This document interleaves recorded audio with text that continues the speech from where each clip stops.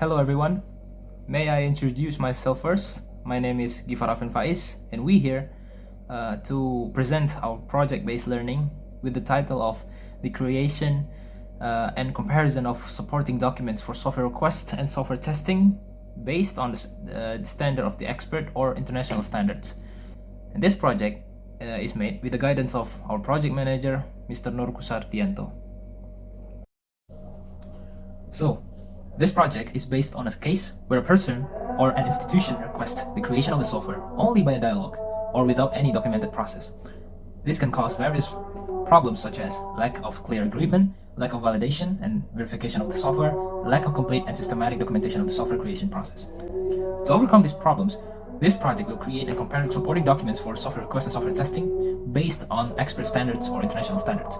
Some of the expert standard or international standards that will be used in this project are IEEE 830 from 1998 standard and ISO IC IEEE 29119 from 2016. We start with the software request first. The software request document is a document that contains the client's request for the software that they want to create, such as functional, non-functional, constraints, assumptions, and risks. For the software request part, the document is divided into three sections, namely introduction, general description, and specific requirements. We start with the first section, which is the introduction, and that will be continued by my friend Muhammad Ridho Syaputra. Section 1 Introduction. This section consists of 5 subsections, namely 1. Purpose, 2. Product scope, 3. Glossary, 4. References, and last, brief overview. Section 2 General Description. This section consists of 6 subsections, namely 1. Product perspective, 2. Product function, 3. User characteristic, 4. Constraint, 5. Assumption and dependencies, and last, requirements allocation. Section 3 Specific requirements. These requirements include 1. External interface, 2. System features, 3. Performance requirements, 4. Design contents, and last, software system attributes. So, the presentation will be continued by our friend Faiz. After understanding the software request document, now we will discuss the software testing document. Software testing document is a document that contains the plan, strategy, method, technique, tool, and result of testing the software that is created.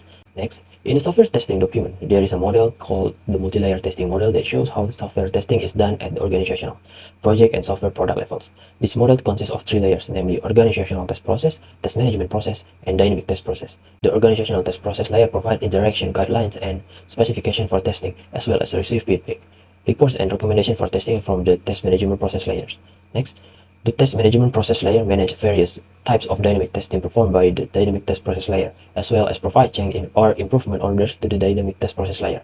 So the presentation will be continued by our friend Ruben. Organization test process. This layer contains documents that define the vision, mission, objective, principle, approach, and guidelines for testing at the organization level. There are 2 main types of document in this layer. The first one is test policy, and the second one is organizational test strategy. So the presentation will be continued by our friend Fikri. Okay, test management process. There are 3 processes in this layer. The first one is a test planning process. This process produces a test plan, which is a document that records all the information of the testing plan.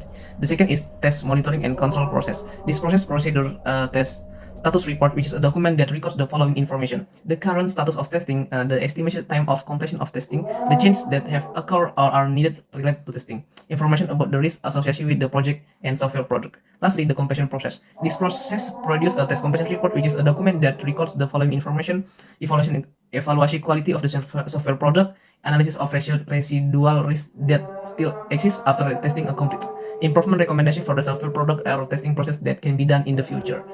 The next, dynamic test process. There are 4 types of process in the dynamic test process. Number 1 is test design and implementation process. This process produces test specification, which is a document that records the specification and detail of the test case. This process also produce test data requirement and test environment requirement, which are document that record the data and environment testing requirement needed to run the test case. The number 2 is test environment setup and maintenance process. This process produces 5 types of document of or information item, namely test data requirement, test environment requirement, test data readiness report, test environment readiness report, test environment update. The number 3 is test execution process. This process produces actual result, test result, and test execution log. Lastly, number 4, test incident reporting process. The process it produces incident report, which is a document that records information about this incident, including description, cause, impact, priority, status, and corrective action. The next presentation will be continued by my friend is Pascal. Thank you. Logbook. Below, we show our logbook with the progress that has currently reached the stage of creating the software testing document for the dynamic test process with a progress of 96%.